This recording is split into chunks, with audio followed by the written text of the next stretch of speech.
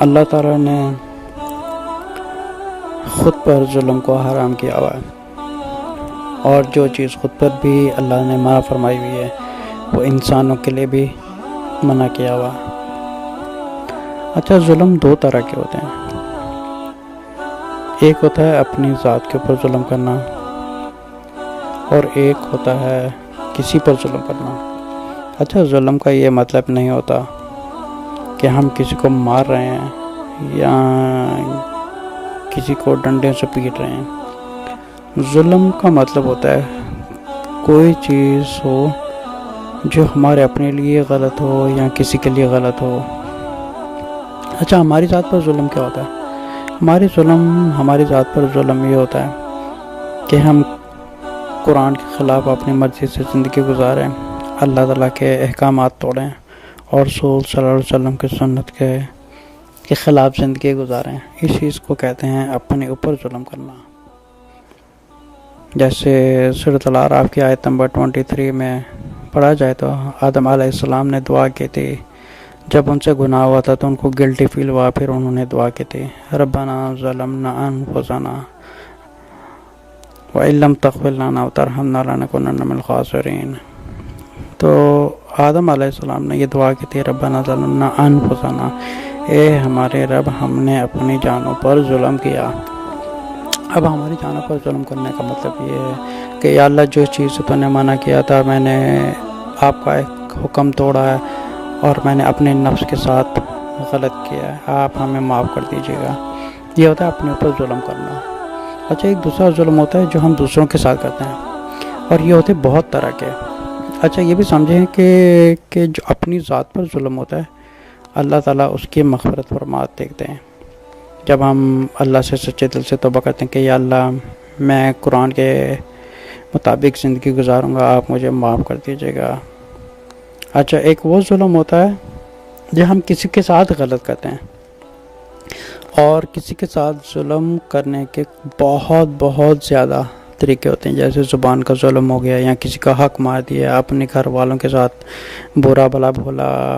اور اس ظلم میں جو سب سے برا ظلم ہے وہ ہے زبان کا، کسی کا دل دکھانا، کسی سے بد اخلاقی کرنے، کسی سے بدتمیزی کرنے، کسی سے بے رخا بات کرنا، یا کسی سے رفلی بات کرنا، یا کسی کو نیچا سمجھ کے اوپر حاوی ہونا، یا کسی کے اوپر چڑھائی کرنی۔ ان سب چیزوں کو کہتے ہیں کسی پر ظلم کرنا۔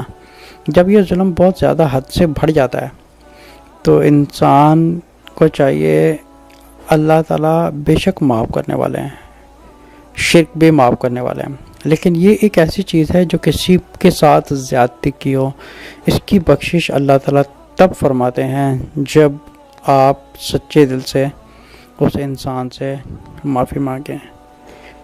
اگر وہ انسان معاف نہیں کبھی کرتا، لیکن آپ کے دل میں ایک گلٹی ہے، آپ نے جھک کر ہاتھ پیر جوڑ کر معافی مانگی ہے، لیکن پھر بھی اللہ تعالیٰ معاف کر دیتے ہیں کیونکہ آپ نے سچے دل سے معافی مانگی ہے۔ لیکن اگر وہ سخت دل انسان ہے تو اگر وہ معاف نہیں کرا پھر بھی اللہ تعالیٰ معاف کر دیتے ہیں، کیونکہ ہم نے ایک سچے دل سے کسی سے معافی مانگ لیا۔ اس چیز کو کہتے ہیں کسی پر ظلم کرنا۔ کسی سے ظلم کرنا، میرے سب بھائیوں اور بہنوں سے جتنے لوگ سننے والے ہیں، میری ان سے گزارش ہے کہ ہم زندگی میں بہت دفعہ اپنی زبان کے ساتھ، بیہیویئر کے ساتھ کسی کے ساتھ غلط کرتے ہیں، برا بولتے ہیں، بدتمیزی سے بات کرتے ہیں۔ کبھی کیا ہوتا ہے کہ سمجھے کہ ہم عمر سے بڑے ہیں، کوئی ہم سے عمر سے چھوٹا ہے، تو اس چیز کی بھی ہمارے اوپر آزمائش ہوتی ہے کہ ہم اپنوں سے نیچوں کے ساتھ کیسا سلوک کرتے ہیں، ان کے ساتھ کیسے بات کرتے ہیں۔ اسی طرح جو نوکر چاکر وغیرہ ہوتے ہیں، تو موسٹلی کیا ہوتا ہے کہ جو گھر کے مالک یا مالکین وغیرہ ہوتی ہے، کیونکہ وہ بیچارے انڈر کام کرنے والے ہوتے ہیں، ان پر بھی چڑھائی کی جاتی ہے اور ان کو بلا وجہ بھی اونچی آواز میں بات کی جاتی ہے۔ ان ساری چیزوں کا جو گناہ ہے ان کے سر کے اوپر چڑھ رہا ہے، جو ان کو آخرت میں اس چیز کا حساب دینا ہے۔ تو جس انسان کو اپنی موت کا فکر ہو کہ کسی کو پتہ نہیں ہے کہ اس وقت بیٹھے بیٹھا ہے کسی کی بھی روح نکل سکتی ہے جسم سے، اور فوری طور پہ اس کا حساب شروع ہو جاتا ہے۔ دیکھیے، دنیا میں آنکھ بند ہوتی ہے، کہیں اور جا کے آنکھ کھلتی ہے، کسی کو نہیں پتہ کہاں کھلتی ہے، وہ اللہ کے دربار میں حاضر ہو جاتا ہے، اس وقت اس کا حساب شروع ہوتا ہے۔ انسان اتنا تکبر کرتا ہے، اتنا بدتمیز بد اخلاق ہوتا ہے، کسی کی ماں بہن کر دیتا ہے، پیسے کی بنیاد پر کسی کو نیچا دکھاتا ہے۔ دیکھیں، جو اگر اللہ تعالیٰ نے سب کچھ آسائشیں دی ہیں تو ہمیں پھر بھی اپنے آپ کو ایک مسکین اور نیچا اور عاجز بنا کے رکھنا ہے۔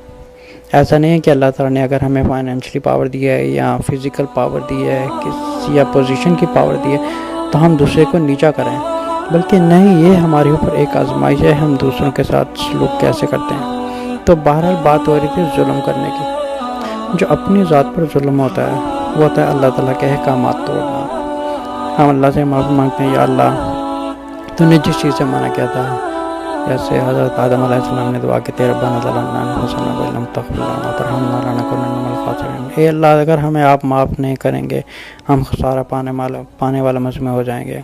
اسی طرح ہم اگر کسی کے ساتھ برا کرتے ہیں تو میری ساری سننے والے بھائی اور بہنوں سے درخواست ہے کہ سب سے پہلے آپ اپنے آپ کو نیچا کریں اللہ کی نظر میں۔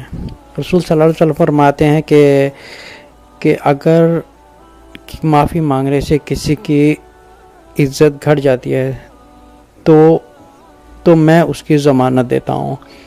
آپ دیکھیں رسول صلی اللہ علیہ وسلم ضمانت دے رہے ہیں چیز کی کہ اگر ہماری غلطی ہو یا نہ ہو لیکن ہم خود کو نیچا رکھیں اور دوسروں سے معافی مانگنا سیکھیں، کیونکہ تکبر اور غرور ایک ایسی چیز ہوتی ہے کہ انسان نرمی کے ساتھ کسی سے بات نہیں کرتا، تکبر سے بات کرتا ہے، یا پوزیشن کی پاور ہو یا فزیکل پاور ہو یا فائنینشلی پاور ہو، کسی طرح سے بھی پاور ہو۔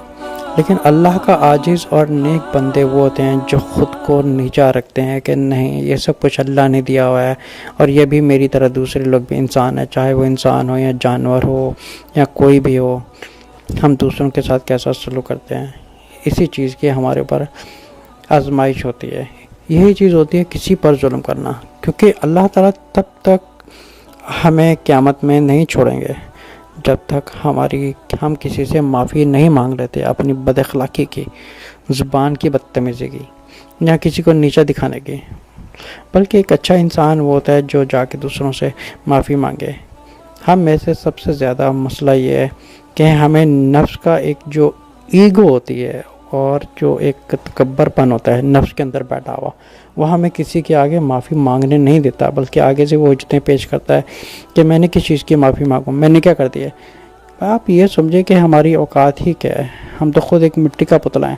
اگر ہم آج مر جائیں تو ہمیں کچھ لوگ اٹھا کے لے کے جا کے ہمیں ننگا کر کے ہمیں نہلائیں گے، ہمیں دہلائیں گے اور ہمارے اوپر کفن ڈالیں گے، ہمیں قبر میں ڈالیں گے، زمین کے اندر چلے جائیں گے۔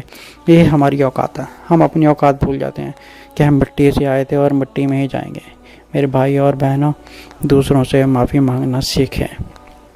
غلطی ہو گئی ہے، کسی کا دل دکھا ہے یا کچھ مس انڈرسٹینڈنگ ہے، لیکن آپ معافی مانگنا سیکھیں، کیونکہ یہ وہ چیز ہے جس میں آپ کو بہت سے گناہ کی بخشش ہو جاتی ہے۔ اسی طرح فعل عبادت